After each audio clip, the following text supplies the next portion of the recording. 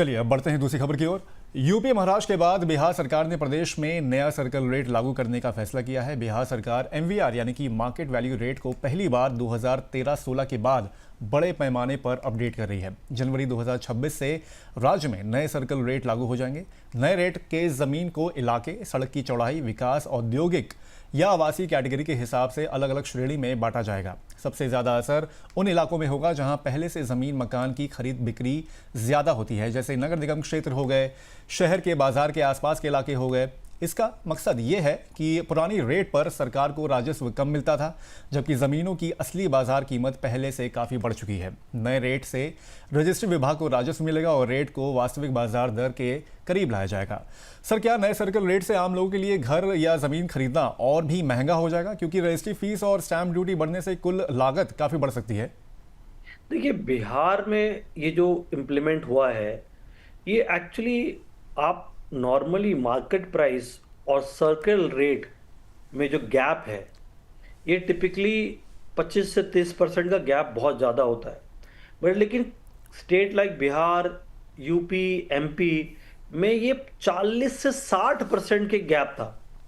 मतलब ये है, कोई अगर 30 लाख का प्रॉपर्टी है तो वो 15 लाख के सर्कल रेट है।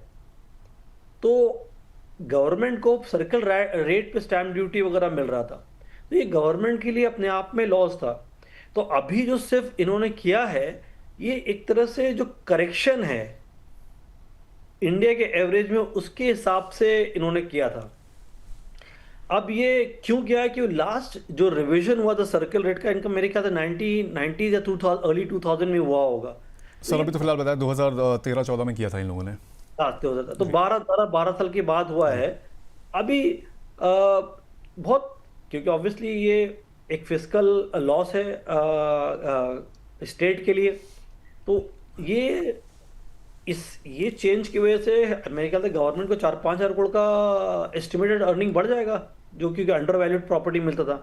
और जी। इसका दूसरा अर्थ ये है कि ब्लैक मनी जो है उसमें भी रिडक्शन में ये मदद करेगा, क्योंकि टेक्निकली जब आप सर्कल रेट कम दिखाते हैं तो मैं मतलब ये है कि आप ऑफिशियली रेट चेक में वो पे कर रहे हैं, जो गैप है उसको आप कैश में पे कर रहे हैं। तो ये सर्कल जो कैश कंपोनेंट को भी जो ब्लैक मनी को भी कम करने में मदद करेगा। तो आई थिंक ये तो इम्प्लीमेंट होना चाहिए। और ये मेरे महज एक करेक्शन है बिहार का, ये जो अनोमली था नेशनल लेवल में जो गैप होता है उसको अलाइन किया गया है।